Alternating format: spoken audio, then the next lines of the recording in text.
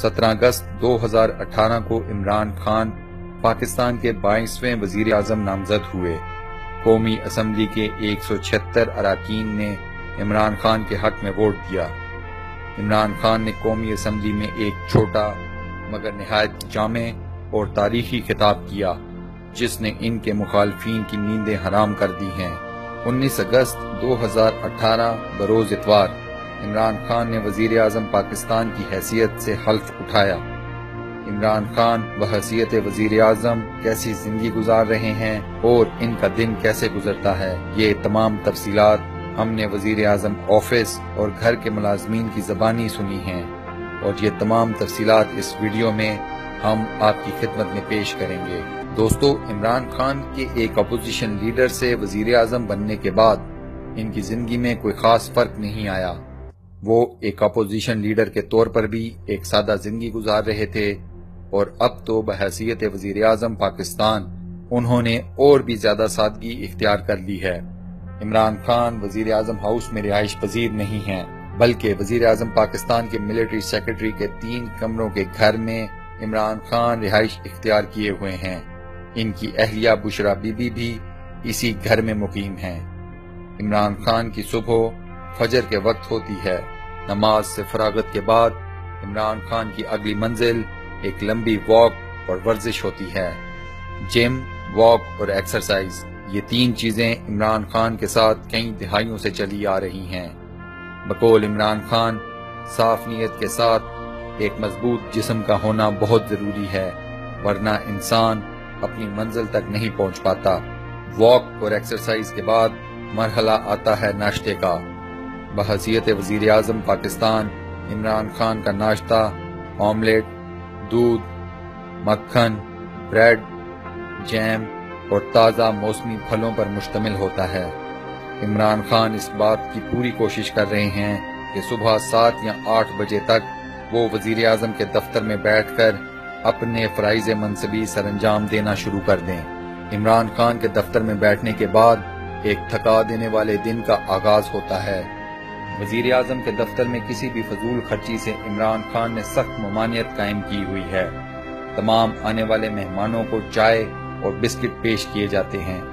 इमरान खान बकौल वजीर आजम ऑफिस के मुलाजिम के चाय ज्यादा नहीं पीते। वो बार बार मुलाजमों को आवाज देने के भी कायल नहीं हैं। दफ्तर में छोटे मोटे काम इमरान खान खुद ही कर लेते हैं।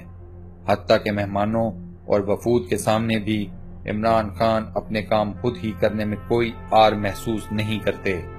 इमरान खान बिलावजह मुलाजमीन को मसरूफ रखने के कायल नहीं। उन्होंने सोते में कभी किसी भी मुलाजिम को नहीं जगाया। नमाज ज़ोहर और दोपहर का खाना इमरान खान की दिन में पहली ब्रेक है। इमरान खान दोपहर के खाने में सादा ग़िज़ा खाते हैं, जो कि उनकी अहलिया घर से पकाकर भेजती हैं। इमरान खान के सख्त अहकामात हैं कि वजीर आजम के किचन का खर्चा कम से कम हो। बकौल इमरान खान एक गरीब और कर्जे में डूबे हुए मुल्क का वजीर आजम किसी भी किस्म की शाह खर्ची अफोर्ड नहीं कर सकता। अपने दफ्तरी मामलात में इमरान खान सिर्फ नमाज का वक्फा लेते हैं। इसके अलावा उन्हें जब भी देखा गया है तो अपनी वजारत उज़्मा की उस कुर्सी पर बैठे देखा गया है जिसके बारे में इनके मुखालफीन का कहना था कि वो कुर्सी इमरान खान के लिए नहीं बनी। इमरान खान हल्फ उठाने के बाद से रोज 16 घंटे काम कर रहे हैं। वो बकौल वजीर आजम ऑफिस के मुलाजिम के रात 10 बजे से पहले अपनी नशिस्त से नहीं उठते। हत्ता कि इमरान खान की वजह से इनके वज़रा भी 16 से 14 घंटे रोजाना काम कर रहे हैं। इमरान खान दफ्तर से निकलने के बाद भी फोन पर अपने वज़रा के साथ अहम मामलात पर तबादला ख्याल करते रहते हैं। रात का खाना इमरान खान अमूमी तौर पर अपने घर में अपनी अहलिया बुशरा बीबी के साथ नोश फरमाते हैं।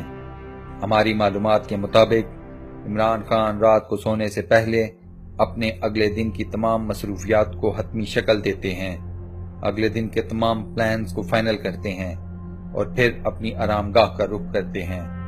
दोस्तों, इमरान खान को वजीर आजम पाकिस्तान बने अभी 10 दिन नहीं हुए और हम सब पाकिस्तान में एक वाज़ेह तब्दीली महसूस कर रहे हैं।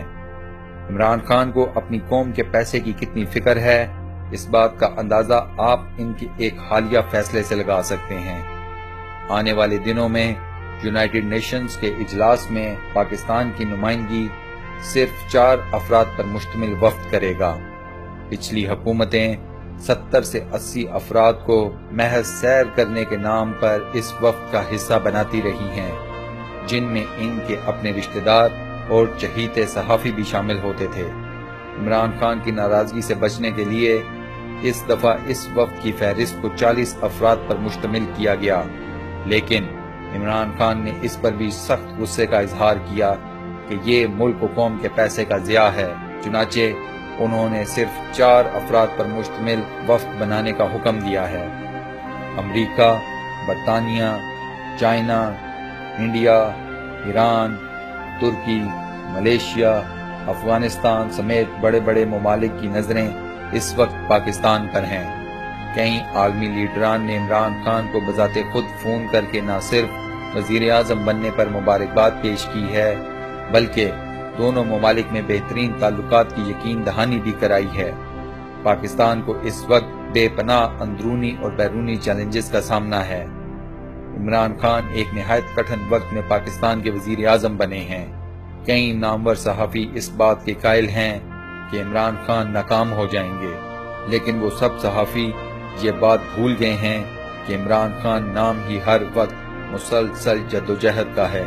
عمران خان نے اپنی زندگی میں یہ جملہ کہ تم ناکام ہو جاؤ گے کئی مرتبہ سنا ہے، مگر ہر جنگ کے بعد اللہ تعالیٰ نے انہیں فتح نصیب فرمائی ہے۔